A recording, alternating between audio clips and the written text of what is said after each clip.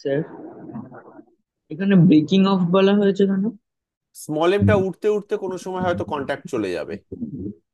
আচ্ছা। কয়েকটা জিনিস একটু বলি, শোনো। এই অঙ্কটাকে দেখে সম্পূর্ণভাবে আগের অঙ্কটার মতোই সিমিলার মনে হচ্ছে, তাই তো? জাস্ট ডিফারেন্সটা কোথায়? ওই যে কার্ভটায় উঠেছে, এই কার্ভটা সার্কুলার না তার কি রেডিয়াস, না কোন পয়েন্টে গিয়ে কন্ট্যাক্ট যাচ্ছে, সেরকম কিছু বলে দেয়নি, তাই না? মানে এখানে অঙ্কটা দেখে মনে হচ্ছে এটা কি হলো, কন্ট্যাক্ট চলে যাবে, মানে এটা কি ব্যাপার ঘটছে? তোমরা আগের অঙ্কটার কথা ভুলে যাও, সবকিছু ভুলে যাও। আমাকে বলো, small M R capital M এর মধ্যে কন্ট্যাক্ট যখন যাবে, সেই সময় দুজনের ভেলোসিটি নিয়ে কিছু বলতে পারো? কার ভেলোসিটি বেশি, কার ভেলোসিটি কম? M1 এর ভেলোসিটি বেশি হয়ে যাবে, মানে ক্যাপিটাল এম এর ভেলোসিটি স্মল এম এর চেয়ে বেশি হবে। Exactly, exactly. স্মল এম যখন যাচ্ছে, স্মল এম এর ভেলোসিটি ক্যাপিটাল এম এর থেকে বেশি, তাই তো?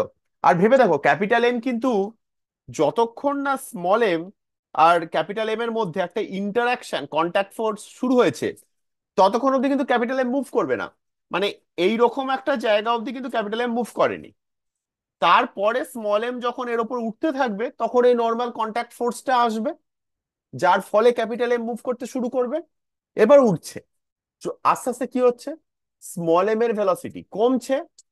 হরাইজন্টাল ভেলোসিটি, কিন্তু স্মল এম এর হরাইজন্টাল ভেলোসিটি আস্তে আস্তে কমছে, ক্যাপিটাল এম এর বাড়ছে। একটা সময় আসবে দুজনের সমান হয়ে যাবে, তারপর স্মল এম এর কম হবে, ক্যাপিটাল এম এর বেশি হয়ে যাবে। আর ক্যাপিটাল এম সেই সময় বেরিয়ে যাবে, স্মল এম এর কন্ট্যাক্ট চলে যাবে। ওকে। প্রথমত, কমন ভেলোসিটিটা বার করতে পারবে আশা করি। Common velocity in the sense, যখন দুজনের ভেলোসিটি সমান, সেই সময়টা আশা করি বার করতে পারবে কত ভেলোসিটি। আর ধরে নাও একটা সার্টেন হাইট এইচ অব্দি উঠছে, তারপর কন্ট্যাক্ট যাচ্ছে, সেই হাইট এইচটা কত হাইট, সেটা কিন্তু বার করতে পারবে। একটু ভাবো, এবার করো। আমি সব হিন্ট দিয়ে দিয়েছি। আমরা ইনিশিয়ালি একটুখানি ডিসকাস করলাম যে একটা ক্রিটিক্যাল জায়গা হচ্ছে এইটা, যতক্ষণ অবধি স্মল এম এই পয়েন্টে পৌঁছচ্ছে না, ততক্ষণ কি ক্যাপিটাল এম এর কোনো হরাইজন্টাল ডাইরেকশনে ভেলোসিটি হবে? স্মল এম ওই ভি ভেলোসিটি নিয়েই যাচ্ছে ওইদিকে। এবার ভাবো, যেই এর ওপর উঠে গেল, স্মল এম এর, আমি বলতে পারি দুটো কম্পোনেন্ট অফ ভেলোসিটি আছে, একটা হরাইজন্টাল, একটা ভার্টিক্যাল, তাই না? অবজেক্টটা যেই ওখানে উঠলো, সঙ্গে সঙ্গে স্মল এম এর একটা হরাইজন্টাল ভেলোসিটি হলো, একটা ভার্টিক্যাল ভেলোসিটি হলো। এই যে হরাইজন্টাল ভেলোসিটিটা, এই ভেলোসিটিটা কি capital M R small M এর আলাদা হতে পারে? মানে আগের যে অঙ্কটা করলাম, সেই অঙ্কটা একটু ফিরে যাও এবারে।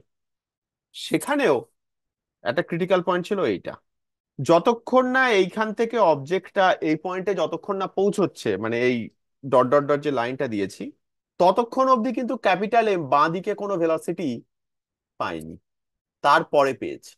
এখানেও যেই ওপরে উঠতে শুরু করলো, সঙ্গে সঙ্গে এর অবজেক্টের একটা হরাইজন্টাল ভেলোসিটি আছে, একটা ভার্টিক্যাল ভেলোসিটি আছে।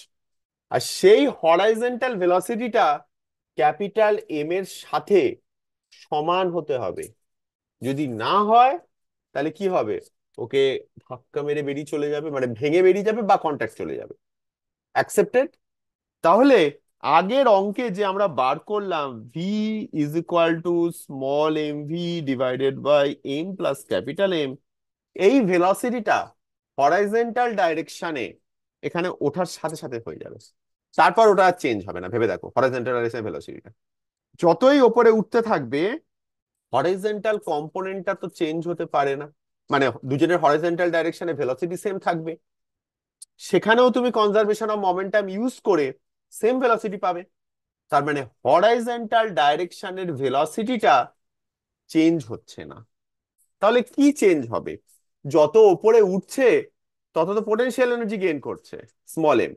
তাহলে কোথা থেকে পোটেনশিয়াল এনার্জিটা আসছে? সেটা ভার্টিক্যাল ভেলোসিটিটা। ভার্টিক্যাল ভেলোসিটিটা আস্তে আস্তে কমতে থাকবে। যত উপরে উঠবে, এই পার্টিকেলটার, এই স্মল এম পার্টিকেলের যে ভার্টিক্যাল ভেলোসিটি, সেইটা কমতে থাকবে, তাই না?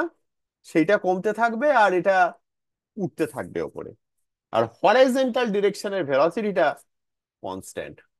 তাই যদি হয়, এইখানেও তাই, হরাইজন্টাল ডিরেকশনের ভেলোসিটিটা কনস্ট্যান্ট, ভার্টিক্যাল ডিরেকশনের ভেলোসিটিটা আস্তে আস্তে কমছে। তাহলে কন্ট্যাক্ট কখন যাবে? যখন ভার্টিক্যাল ভেলোসিটিটা জিরো হয়ে গিয়ে ধাপ করে পড়ে যাবে অবজেক্টটা।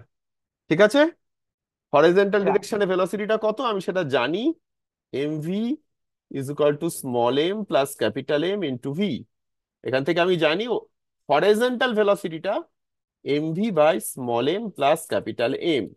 আমাকে বার করতে হবে কখন ভার্টিক্যাল ভেলোসিটিটা জিরো হয়েছে।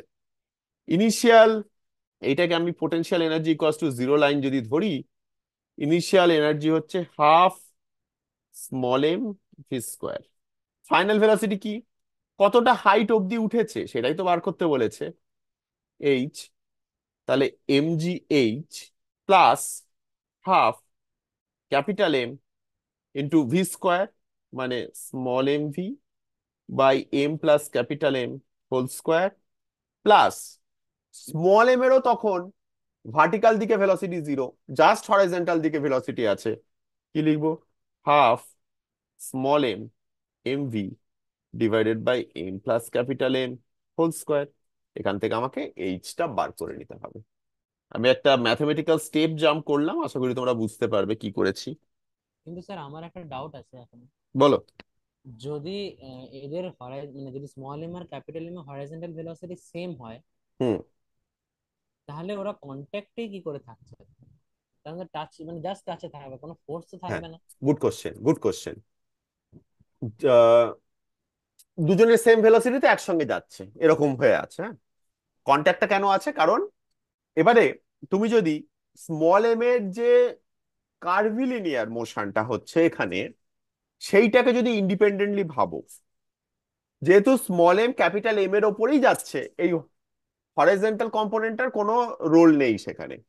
কার্ভের মোশনটা হচ্ছে কিন্তু ভার্টিক্যাল কম্পোনেন্ট অফ Vertical। ভেলোসিটির জন্য। হ্যাঁ হ্যাঁ আর সেই ভার্টিক্যাল কম্পোনেন্ট অফ ভেলোসিটিটাই হচ্ছে ট্যানজেনশিয়াল ভেলোসিটি।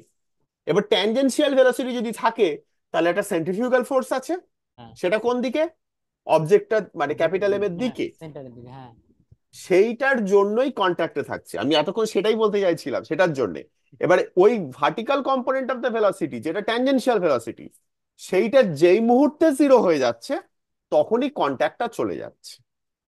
কমপ্লিট করো এবার এটাকে। এইটা অ্যান্সার বেরিয়েছে।